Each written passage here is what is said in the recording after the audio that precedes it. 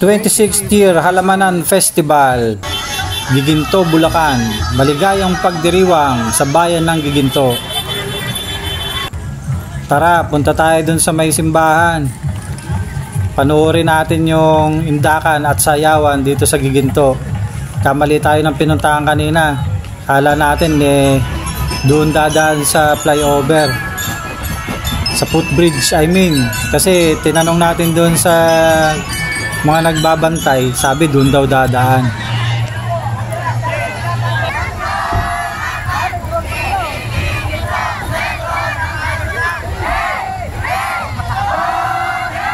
Ito, medyo huli tayo ng bahagya, kaya napakahirap kumuha ng pwesto. Nag-abang tayo doon sa maling lokasyon. So maya maya makakakuha din tayo ng magandang pwesto para makita natin ng maganda at maayos yung kanilang mga performance.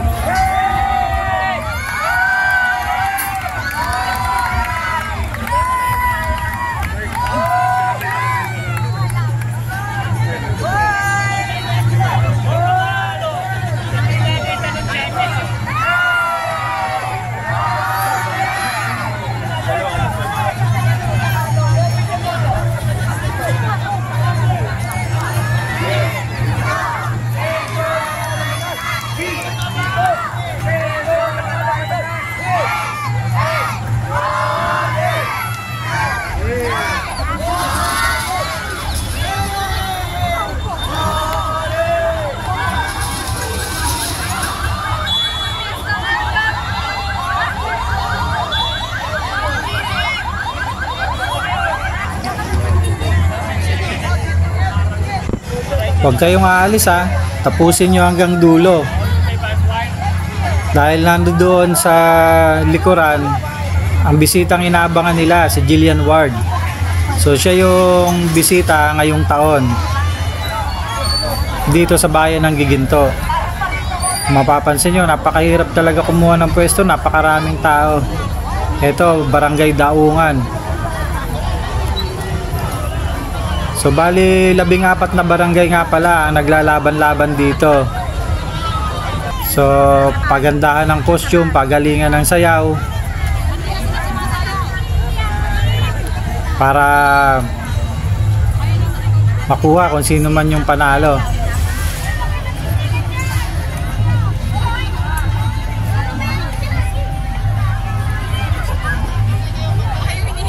So, hindi natin alam kung sinong barangay ngayon ang mangunguna, kung sila pa rin ba o mapapalitan na sila. Kaya abangan ninyo sa bandang huli nito, nandoon yung mga naglalakihan nilang mga float. So doon nila nire-represent yung kanilang mga barangay.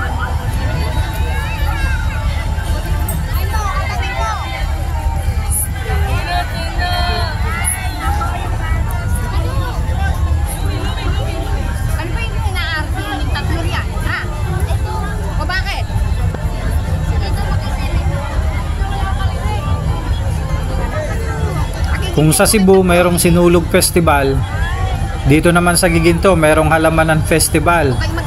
Halos magkasunod lang itong ipinagdiriwang taon-taon. Kaya dun sa mga gustong makakita nito, next year pwede kayong dumayo dito sa Giginto para makita nyo tong Halamanan Festival. So nag-uumpisa to ng umaga, alas 7. So kalahating araw ito.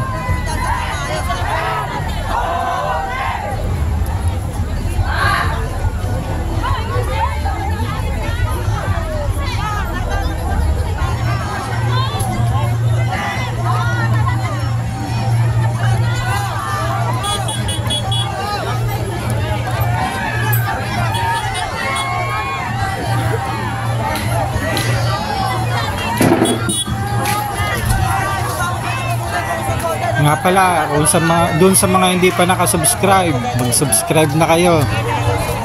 Pwede rin kayong mag-like and mag-share. So ang susunod nating destinasyon pagkatapos nito sa Tanay Rizal. Magkakamping tayo kasi bakasyon ng mga bata. Pupunta tayo doon sa Kaingin Camp 1. So base sa review maganda ron. So titingnan natin.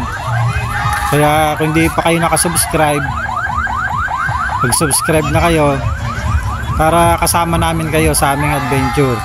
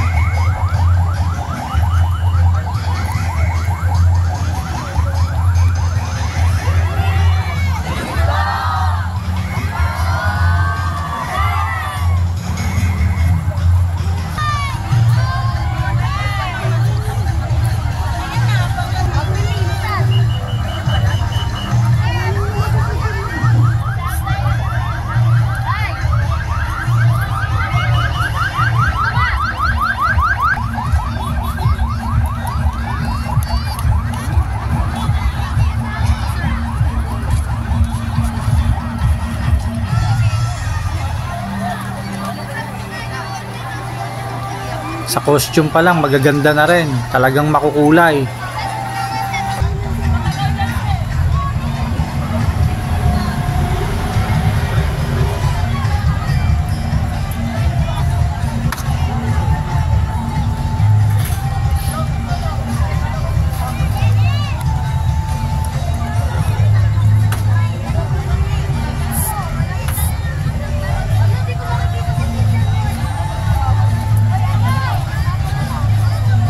Kung mapapansin nyo, graceful yung mga galaw nila. Siguro ito yung dahilan kung bakit sila nananalo.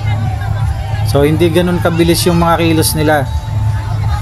Siguro talagang ito yung diskarte nila para sabay-sabay sila.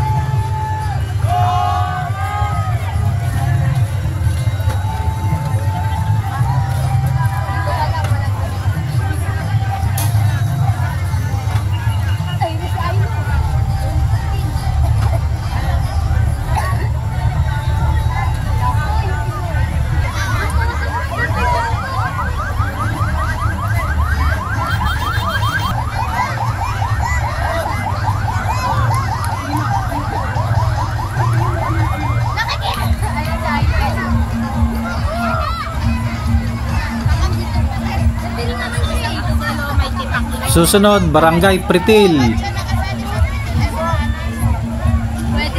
Meron pang tipaklong oh. Sumasayaw-sayaw. Shoutout nga pala kay Mar de la Paz, katropa natin yan. Shoutout din sa Team BSBC. Pasensya na kung hindi ako nakakasama sa mga rides natin sa Padjak. Medyo busy tayo. So, bikers din pala ako. So, nagra-rides tayo, pumapadyak din tayo. So sa ngayon di tayo nakakasama sa tropa. Nakakamiss na rin ang sumipa. Sa susunod, pagka may oras tayo, papadyak tayo.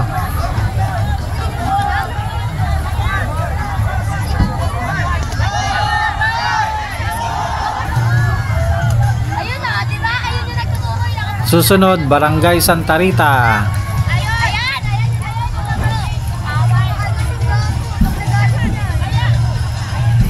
Yun oh. Makulay din ito. Orange.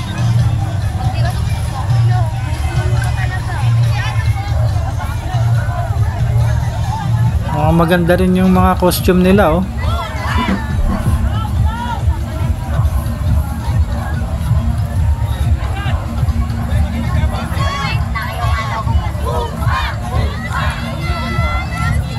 Hindi nyo na kailangan pumunta sa Cebu para manood ng Sinulog Festival. Dito na lang sa Giginto, merong Halamanan Festival.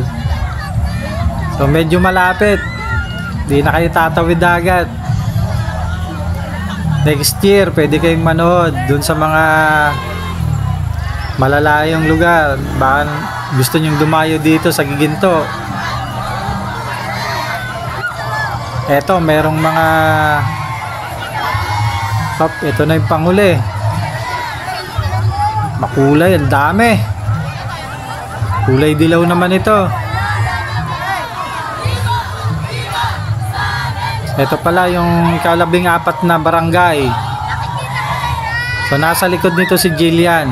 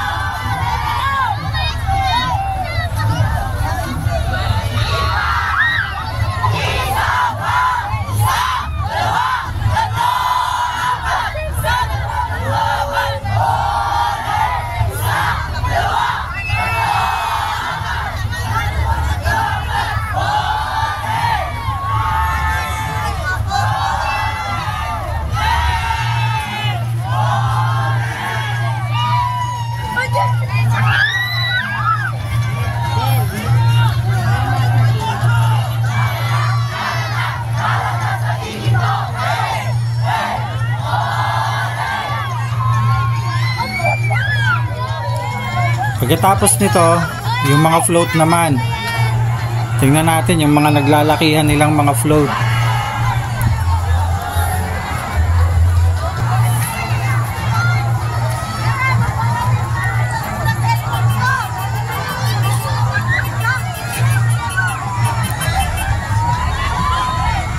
Ito na ang ating bisita, si Miss Jillian Ward. Welcome po sa bayan ng Giginto.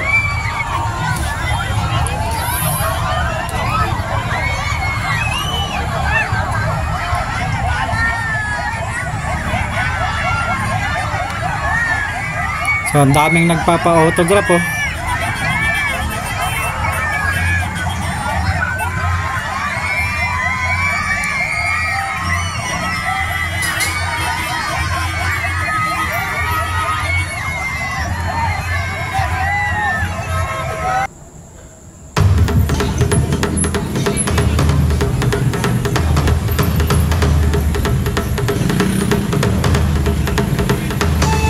Ito Ito na yung kanilang mga float. Barangay Kutkut, Higanting Mani. Ito siguro naisip nila kasi kutkut, kutkutin. Walang mapipikon ha. Ito yung sarili ko lang opinion para hindi masyadong boring. Ito naman, Barangay Ilang-Ilang, sombrero at pamaypay, napakakulay. Talagang nagpapagandahan sila ng kanilang mga float. Ito, ang laki nito, Barangay Tiaong. Maganda tong float nila oh. Kabute at duwende. Ang galing ng pagkakagawa. So ang laki ng kabute. Ano kaya pagka ginawang chicharon to? Isang kabute, isang barangay ang kakain. Grabe naman yan. Ito naman ang ating mga taga-Tano dito. Barangay natin, ang Barangay Santa Cruz. Masyadong modern yung kanilang float. Ito yung naisip nilang concept ng kanilang float. Modern design. Mapapansin nyo, puro semento ang kanila bundok. Ito may bibe pa, may manok, tapos may kabute. Yung Barangay Tiaong, panalo na to. Kung ako ang judge nito, panalo to. Panalong pampulutan to.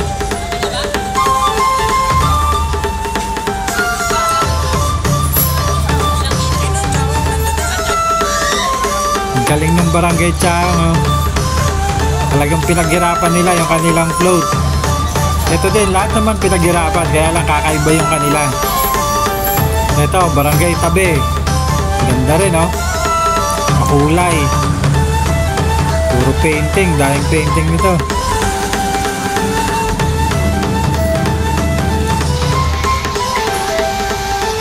Ito naman ang kanilang concept, mga painting.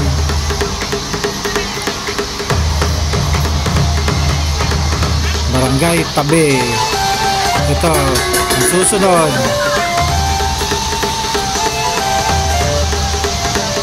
Barangay Pulong Gubat. Kaya pala magubat. Siguro ito yung kanilang kapitan, si Mayor Agay at saka si Congressman Boy Cruz. Maraming falls sa kanilang drawing, tsaka magubat. Pulong Gubat. Yun oh. Eto malupit float ni ate. Solo flight, oh ganda oh. Eto si Shenron. Lakir. Lakir of the Dragon. Shenron oh, Golden Dragon to. Buti na lang wala si Goku dito. Nandito si Goku, panalo na to. Barangay Tabang. Year of the Golden Dragon. Pag nakompleto yung Dragon Ball, yari na. Eto, Kubo. Barangay Daungan. Bahay Kubo at saka bahay na Yero. Pag simple ka lang, doon ka sa Barangay Kubo. Bahay Kubo, I mean. Pagka nakakaluwag-luwag ka, dito ka sa bahay Yero. O, diba? San ka pa? Ganda rin oh. Eto, tren. Yung bagong PNR na ginagawa ngayon oh. Barangay Panghinay. Modern yung tren nila. Galing din oh, dahil sunflower. Eto, makalumang tren. Ito siguro yung istasyon dati ng tren. Nakikita ko to eh pag dumadaan ako sa Riles. Ayun oh. Istasyon Digiginto. Ayun nga, tama, lumang tren. Ito naman ang kanilang concept na nakita. Talagang pinagbuhusan nila ng panahon to, gastos. Ito naman oh, makaluma rin. So kung nakarating kayo sa parte ng video na to, maraming salamat po sa inyo. Sana po kahit boring yung video natin, huwag po kayong magsawa. Ito kakaiba to, berdeng berde, daing nyog. Walang nakalagay kung anong barangay, pero ang concept nila ano, berde at mga nyog.